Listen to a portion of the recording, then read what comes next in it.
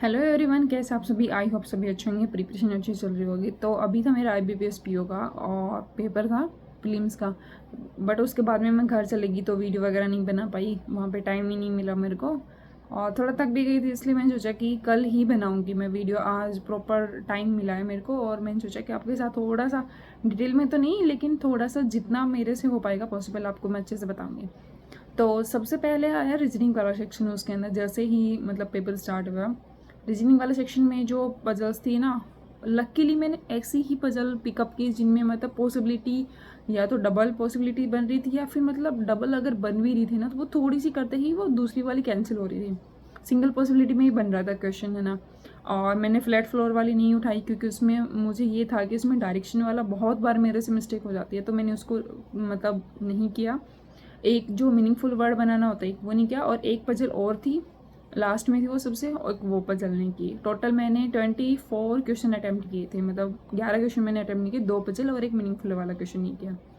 उसके बाद में आया इंग्लिश वाला क्वेश्चन सेक्शन। इंग्लिश वाले सेक्शन में एक कॉलम बेस्ड क्वेश्चन था। एरर के क्वेश्चन, एरर वाले क्वेश्चन नहीं किए क्योंकि वो लाइन बेस्ड क्वेश्चन थे। जैसे 5 लाइन दे रखी थी, उसके अंदर पूछ रखा था इसके अंदर एरर वाला कौन सा है, तो वो मैंने नहीं किया क्योंकि उसमें काफ़ी बार मैंने क्वेश्चन अटैम्प्ट किए ना, उसमें हमेशा मेरे से मिस्टेक हो जाती है कहीं ना कहीं। तो मैंने सोचा कि नहीं, मेरे को नेगेटिव नहीं करना है कोई भी क्वेश्चन, तो वो वाला क्वेश्चन मैंने नहीं किए। उसके अलावा मैंने आरसी वाले क्वेश्चंस किए, मीनिंगफुल वर्ड वाले क्वेश्चन किए। और मीनिंगफुल आप बिलीव नहीं करोगे, इतने इजी क्वेश्चंस थे मीनिंग वाले। और दूसरा मेरा प्लस पॉइंट ये हो गया कि मैंने विचार सर की जो वोकेब वाले PDF थी ना, उससे जो वोकेब रिवीजन की थी और जो वोकेब की थी ना, वो सारी उसके अंदर मेरे को देखने के लिए मिली है। मोस्टली उसी में से थी सारी। मैं ऐसा लग रहा था कि जैसे विशाल सर ने पेपर बनाया हुआ ना, बिल्कुल। और बहुत मॉडरेट भी नहीं बोल सकते, बहुत इजी भी नहीं बोल सकते, मतलब बीच का सा था। कुछ क्वेश्चन बहुत इजी थे, कुछ क्वेश्चन थोड़े से मॉडरेट थे। तो मॉडरेट, इजी टू मॉडरेट ऐसे बोल सकते हो उसको, है ना। और उसके बाद में आया क्वांट वाला सेक्शन। क्वांट वाले सेक्शन में पहले मैंने स्टार्ट किया, पहला क्वेश्चन स्टार्ट किया। उसके अंदर है ना, पता नहीं मैंने मिस्टेक क्या कर दी उसके अंदर कि मेरा मतलब 45 सेकंड हो गया उसके अंदर। मैं सोच रही क्वेश्चन बन क्यों नहीं रहा। उसके बाद में मैंने क्वेश्चन को बनाया तो 1 मिनट लग गई उसके। अर्थमेटिक के क्वेश्चन में 1 मिनट लग जाए, फिर मैंने टाइम देखा, अभी तो 90 मिनट बची हुई हैं और मैंने अभी तक एक ही क्वेश्चन किया है। मतलब क्या स्पीड चल रही है अभी मेरी। फिर मैंने जल्दी जल्दी क्वेश्चन करने स्टार्ट किए। उसके बाद में जो आते हैं ना सिंप्लीफिकेशन के क्वेश्चन, आप बिलीव नहीं करो, कलरक लेवल भी नहीं था उनका। मतलब RRB कलरक में जो आते हैं ना, वो लेवल भी उनसे ठीक हो गए, ऐसे क्वेश्चन थे। मतलब कुछ कैलकुलेट करना ही नहीं था, मतलब डायरेक्टली उसके आंसर आ रहे थे। ऐसे ही क्वाड्रेटिक में एक क्वेश्चन मैंने अटैम्प्ट नहीं किया था। वो उसके अंदर मुझे बाद में ध्यान आया था कि उसके अंदर रूट दिया हुआ है, वो 14 का रूट दिया हुआ था उसके अंदर, है ना। तो फिर उसके बाद में मैंने उसको किया, है ना। और बहुत इजी लेवल था क्वाड्रेटिक का, सिंप्लीफिकेशन का। अर्थमेटिक के क्वेश्चन है ना, कुछ बहुत इजी थे और कुछ बहुत डिफिकल्ट थे। मतलब उनकी लैंग्वेज थोड़ी सी ट्रिकी दी हुई थी, डायरेक्टली नहीं दिया हुआ था।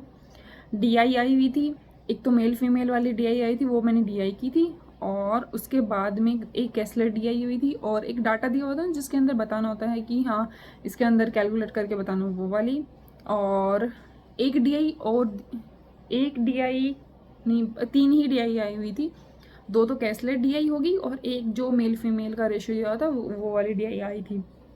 और उसके अलावा सिंपल इंटरेस्ट के क्वेश्चन आए हुए थे, उसके भी 2 क्वेश्चन आए हुए थे।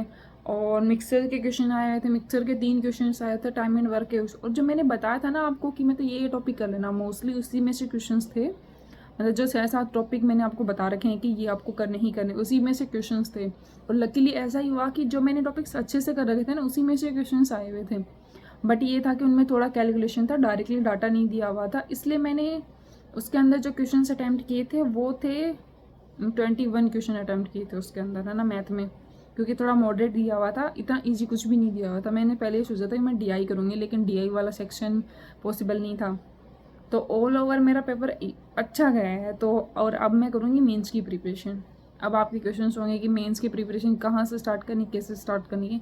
तो इसके लिए मैं एक बनाऊँगी आपके लिए दूसरा वीडियो और पूरा डिटेल में आपको बताऊँगी कि आपको क्या क्या और कैसे कैसे करना है। और साथ में प्रिपरेशन करेंगे। 40 डेज हैं अभी कंप्लीट आपके पास। प्लस में दूसरा, अब IBPS कल रखा और SBI कल रखा है, तो उनके भी हम साथ में मॉक लगाते रहेंगे। डेली का मॉक लगाएंगे, पेपर जो पास में आ जाएगा उसके 2-2 मॉक लगाने स्टार्ट कर, लेकिन मेंस को साथ में लेके चलेंगे। तो आज का वीडियो यहीं, क्योंकि अभी यहाँ पे नेट का थोड़ा इशू है। और वीडियो अच्छी लगी तो लाइक कमेंट और शेयर ज़रूर करना, और कोई क्वेरी हो तो कमेंट करके ज़रूर बताना। Thank you so much.